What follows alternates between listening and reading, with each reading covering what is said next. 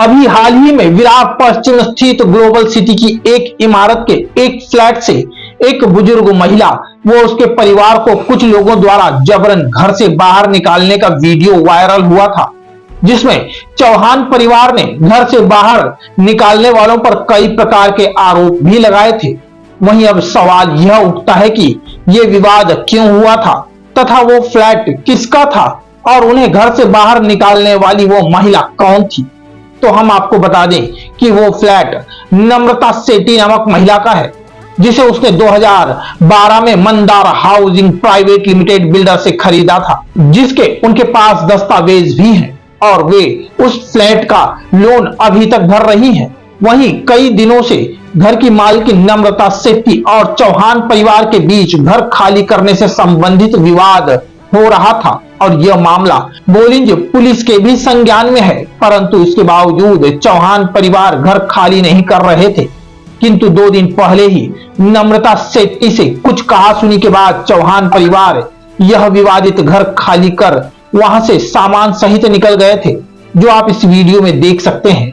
वहीं आप ही सुनिए इस मामले की सच्चाई फ्लैट मालकिन नम्रता सेठी वो उनके सहयोगी की जुबानी।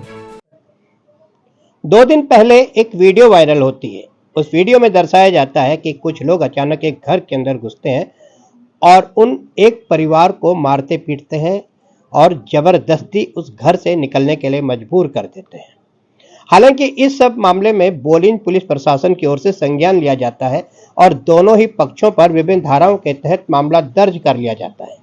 किंतु सवाल ये उठता है कि वह लोग कौन थे, वह मामला क्या था और आखिर में विवाद क्या था, जिसके चलते उन लोगों को एक घर के अंदर प्रवेश करना पड़ा और एक परिवार को जबरन घर से बाहर निकालना पड़ा। यह सारी हकीकत जानने के लिए हम उन लोगों से बात करते हैं जो लोग उस घर के अंदर घुसते हैं। मैडम, आपका नाम जानना चाहूंगा। नम्रता शेट्टी। नम्रता जी, उस दिन आप उस घर में घुसे थे, वह क्या मामला था?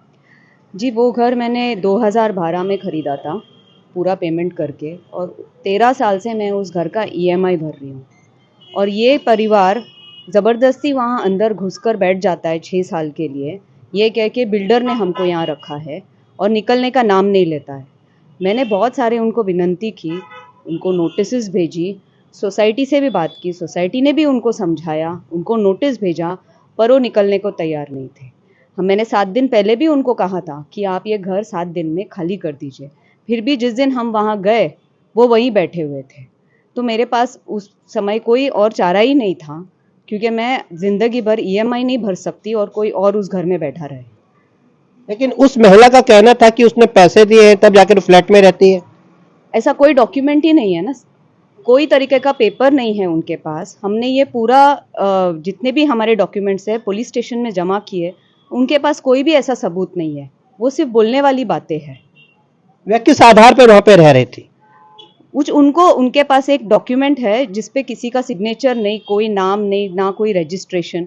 वो कह रहे हैं कि वो 3 लाख भर चुके हैं, लेकिन 3 लाख भरने का कोई ट्रांजैक्शन नहीं, किसी तरीके का लीगल उसमें हुआ ही नहीं है, पर बस वो उतना ही बोलकर उसके अंदर बैठे हुए हैं। और वो फैमिली ऐसी थी कि हम, क्योंकि उसमें बुजुर्ग महिला थी, उसमें एक आदमी था, बच्चे थे, हम उनसे कितने साल से विनंती कर रहे हैं कि आप निकलिए, लेकिन वो सुनने को ही रेडी नहीं है। और सोसाइटी ने, पुलिस ने, सब ने उनका डॉक्यूमेंट्स चेक किया है, उसमें कोई वो डॉक्यूमेंट्स को स्टैंड ही नहीं है, वो एक नकली पेपर है। लेकिन फिर भी आपने उस घर के अंदर घुसे और उनकी पिटाई की, कुछ इस तरह से बताया जा रहा है, क्या ऐसा ही था? नहीं सर, हमने कोई पिटाई नहीं की। हम दोपहर से उनको बोल रहे हैं कि आप आज के आज निकल जाइए, लेकिन वो पूरा जन अंदर घुसकर बैठे और बोल रहे हैं कि हम सिर्फ कोर्ट के कहने पे निकलेंगे। कोर्ट इस मामले में क्यों पड़ेगा, जिसके पास डॉक्यूमेंट्स ही नहीं है वो उस मामले में पढ़ने के लिए, और खुद वो कोर्ट में जाकर ऑलरेडी उन्होंने किसी बिल्डर पे केस किया है। वो बोलते हैं जब बिल्डर आएगा तब हम इस घर से जाएंगे। तो मैंने कहा उससे मेरा क्या लेना देना, और मैं अभी कितने साल और EMI भरूं ताकि ये आराम से यहाँ रहे। तो ये तो आपके पास उस फ्लैट के क्या अधिकृत दस्तावेज है? सर, रजिस्ट्रेशन डॉक्यूमेंट है मेरे पास। वो फ्लैट जो है बैंक के पास गिरवी पड़ी हुई है, बैंक के पास सब डॉक्यूमेंट्स है। मेरा लोन EMI चल रहा है। कोविड के टाइम पे जब मैं EMI नहीं भर पाई तो बैंक ने उस पर मेरे EMI ना भरने पे वो एक्शन लेंगे उसका भी पेपर लगाया हुआ है। ये सब हो रहा है, फिर भी मुझे वो प्रेशर भी आ रहा है कि ऐसा है कि उनको वहां रहने के लिए मुझे पैसे भरने पड़ रहे हैं। तो ये तो नाइंसाफी हो रही थी मेरे साथ, और किसी भी तरह से मुझे कहीं से इंसाफ ही नहीं मिल रहा था। अभी पुलिस ने इस मामले में मामला दर्ज किया है दोनों ही पक्षों पर। जी, हम दोनों पर किया हुआ है, हम दोनों के डॉक्यूमेंट्स भी उधर सबमिट किए गए हैं। पुलिस प्रशासन की इस सब मामले में क्या भूमिका है? सर, पुलिस ने दोनों का हमारा डॉक्यूमेंट्स लिया हुआ है, और उन्होंने भी यही कहा कि जो मेरे डॉक्यूमेंट्स है वो लीगल है और मुझे वहाँ रहने का हक है, लेकिन वो सुनने को रेडी नहीं थे। वो मुझे बोल रहे कि आप हमें 3 लाख रुपए दो, फिर ही हम यहाँ से निकलेंगे। पर मैं किस चीज़ का 3 लाख रुपए दूँ, ये मुझे बताया नहीं जा रहा है कि मैं क्यों दूँ उनको, ये कौन है जिसको मैं दूँ ये पैसे। आप भी उस दिन गए थे, आप भी मारपीट का और धमकाने का आप पर भी आरोप लगा हुआ है। नहीं सर, आपने अगर अच्छी तरह से वो वीडियो देखा होगा तो आपने देखा होगा मैं सिर्फ शूट कर रहा था, क्योंकि वो हमारी बड़ी बहन है नम्रता शेट्टी, उनका फ्लैट है और वो उनको मिलना चाहिए, ये उनका हक है और वो उनको मिलना ही चाहिए। और मैं, आपने देखा होगा उस वीडियो में, मैं सिर्फ मोबाइल से शूट कर रहा था ताकि वो किसी भी तरह की एलिगेशंस ना कर सके। लेकिन आप पर तो काफी उन्होंने आरोप लगाए हुए हैं कि गुंडागर्दी कर रहे थे, बाकायदा सुपारी ली उन्होंने घर खाली करने की, क्या ये सही बात है? अभी देखिए, किसी का मुंह तो हम बंद नहीं कर सकते। मेरी बड़ी बहन ने मुझे ज़िंदगी में पहली बार याद किया कि मेरे ऐसे ऐसे काम है और मुझे मदद चाहिए, तो मैं सबसे पहले उनके लिए भाग कर आया और उनकी मदद की। तो ये मेरे लिए खुशनसीबी की बात है कि मैं अपने बड़ी बहन के कुछ काम आया। और आपने वीडियो में तो सारी चीज़ें देखी ही होगी। हम जब से वहाँ पे एंटर हुए तब से निकलने तक एक एक सेकंड का हमारे पास वीडियो रिकॉर्ड है। आप चाहे तो मैं आपके माध्यम से आपको दिखा भी दूंगा, वो दे भी दूंगा।